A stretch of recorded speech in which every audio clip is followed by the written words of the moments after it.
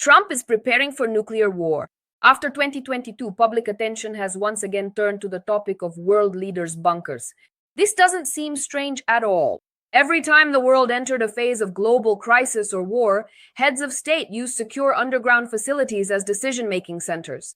The most historically famous example is Adolf Hitler's bunker.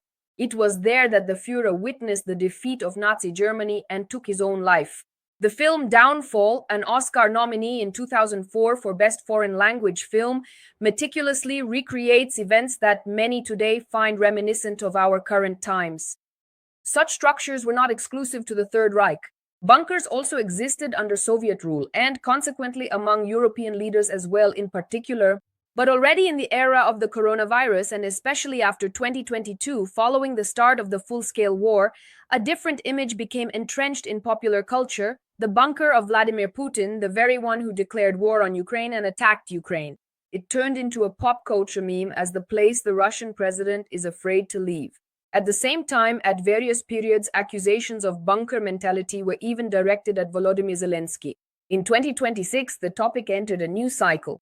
Journalists started talking about Donald Trump's bunker. According to their information, the President of the United States is allegedly building a secret space in case of nuclear war. What is known about the American bunker? Why has Trump for more than 80 years, in fact, continued this construction? And how is this connected to potential threats? Hello, everyone. Thank you for being with us. My name is Anastasiia Husarieva, and while you subscribe and like our video, I will tell you everything our team has managed to find out as of now. We already have footage of this very Trump bunker. We'll show it, we'll tell you about it. So you give us a like, a subscription, and a comment, and we'll give you the information. Let's go. The history of underground rooms on the grounds of the White House began back in 1941. At that time, the President of the United States, Franklin Roosevelt, ordered the secret construction of a protected underground facility and simultaneously built an annex to the East Wing. At that time, Roosevelt was persuaded to build a bomb shelter after the attack on Pearl Harbor. According to the historian of the White House Historical Association, White Power, there was no public confirmation that a bomb shelter was being built underground. They only spoke about the East Wing. Well, more than 80 years have passed, and the East Wing is once again in the spotlight. Now it is being constructed as part of preparations for the grand new ballroom of the President of the United States, Donald Trump. At the same time, the historic but already outdated underground facilities were dismantled. Very little is publicly known about the construction taking place at the site where a secret underground facility once stood. This refers to a space that resembled a self-sufficient bunker and included the Presidential Emergency Operations Center, or PEOC for short, along with its associated infrastructure. Over the years, this very complex has been used for a wide variety of purposes, from screening a parody film that the Nixon administration considered pornographic and wanted to destroy, to planning former President Joe Biden's secret trip to Ukraine. The underground complex beneath the East Wing of the White House has also been used during critical moments in modern United States history. On September 11, 2001, then Vice President Dick Cheney was evacuated there just moments before the attack on the Pentagon. According to a source familiar with the situation, today this space is likely being reimagined and replaced with new technological equipment capable of countering evolving threats. At the same time, there has been almost no official acknowledgement that such a project even exists. A significant amount of formal confirmation of this was explicitly articulated and voiced at a recently convened official meeting of the National Capital Region Planning Commission, where the specific construction of that very same ballroom was extensively discussed and reviewed. The White House Director of Management and Administration, Joshua Fisher, stated in general terms that the project as a whole will enhance critically important functionality, provide necessary security improvements, and create a resilient, adaptive infrastructure that meets the future needs of the mission. When Fisher was asked why the demolition began without prior commission approval, he indicated that the reason was underground work of a highly classified nature. According to him, there are certain aspects of this project that are highly classified, and we are currently working on them, he said. He also emphasized that this work needed to be taken into account during the implementation of the project, and that is precisely why it was not included in the standard NCPC review process.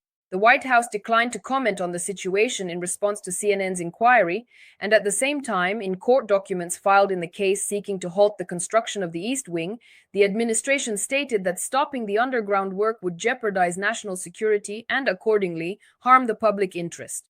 The materials also mentioned a classified declaration that was attached to the case. What this underground facility used to be is known from sources who have been inside and were not authorized to speak officially. According to their descriptions, entry was through the eastern wing, from where you would descend several levels down. Then visitors would pass through massive reinforced doors that resembled those of a bank vault. Behind them was a self-contained bunker with low ceilings designed for long-term stays, and inside there were beds, stocks of long-lasting food, water, as well as secure communication channels with the outside world. The central element of this very building and the complex as a whole was that same PIOC we talked about, a fortified command and control facility for the president and his team, designed to operate in the event of a possible nuclear explosion or other large-scale attack. According to former United States Secret Service agent Jonathan Wackrow, the POC operates in conjunction with the White House Situation Room. However, unlike the Situation Room, the POC is a fortified facility, whereas the Situation Room is only protected up to a certain level and is used by the government management system on a regular basis. According to Wackrow, the Presidential Emergency Operations Center is a place that is used specifically during emergencies. This is not a place where just anyone can go, he says. At the same time, the Situation Room is used by virtually the entire government management system around the clock. The POC has been shown in movies multiple times with varying degrees of accuracy. Most recently, it appeared in the 2025 thriller A House of Dynamite, as well as in the 2013 film Olympus Has Fallen, which depicted a terrorist takeover of the White House. Historian Bill Seal noted that Roosevelt visited this tomb-like space only once. Later on, he wrote in 2011, touring the bomb shelter became a first-day tradition for all new presidents who followed him, up until the last 20 years when the relevance of the shelter diminished. At the same time, another source familiar with the complex described the facility as a very sophisticated submarine built in the 1940s. An autonomous unit with its own backup power sources, its own water supply, and a separate air filtration system. However, as was clarified, all the infrastructure remained at the level of the 1940s. Also, according to one of the sources, the complex had a secure evacuation route by which the president could be transported from the White House grounds to another location. The dismantling of the East Wing began in October. Excavators dismantled the East Colonnade and the office spaces that were historically occupied by the First Ladies. At the same time, according to sources, the outdated underground facility was also dismantled. One of them stated, "With a high degree of confidence, I would say that all the underground structures, including this very POC we are talking about, with its heating and ventilation systems and the underground facilities for the White House Military Office and the United States Secret Service Uniform Division, all of it appears to be gone."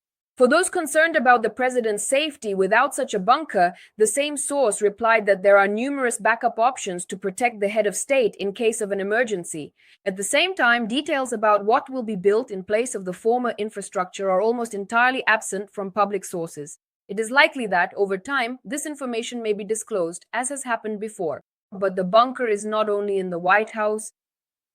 Deep beneath the Rocky Mountains in Colorado lies a top-secret fortress created to protect the political and military leadership of the United States in the event of nuclear war. This is what it looks like. The doors of this bunker were opened for the second time in history to the News Nation TV channel. This enormous underground city, carved out of nearly 70,000 tons of granite, is called the Cheyenne Mountain Complex. It was designed to withstand direct nuclear strikes. The entrance to this complex is protected by steel doors about 90 centimeters thick and numerous security checkpoints. The underground city has its own power plants, supplies of drinking water from underground lakes, as well as food reserves designed to last for a very long period. In addition, there is a Subway restaurant, the well-known fast food chain, operating within the complex. Today, constructing a similar complex would cost more than $1 billion. On an area of 5 1/10 acres, there are 15 buildings suspended on massive springs to absorb the shockwave in the event of a nuclear explosion. The complex also serves as a combat command center. In the event of a disaster, this is where the headquarters of the American and Canadian forces would be located. The labyrinth of tunnels and chambers was designed to protect against Soviet missiles. In 2018, Donald Trump opened the bunker to the media for the first time. The base's deputy director, Steve Rose, called it the safest facility in the entire world. The United States has a fully prepared plan in case of nuclear war, which is based precisely on this complex. In the event of a threat, the President of the United States will be urgently taken to the White House underground shelter, then placed on one of the so-called doomsday planes, and after that, transported to the most secure, the most protected complex in the world. And of course, friends, we hope that this time will never come and that there will never be a need to evacuate any president in the event of a nuclear war, and that we will never have to witness such a nuclear war. But as they say, nuclear rhetoric is escalating, tensions are rising, and we must be prepared for anything. And we are ready for your likes, your comments, your subscriptions, because we are prepared to keep informing you about everything happening in the world and in the country. So you give us likes, comments, and subscriptions, and we'll provide the information, and we'll see you in the next broadcasts. Please take care of yourselves. Kisses to everyone on the nose. Bye-bye.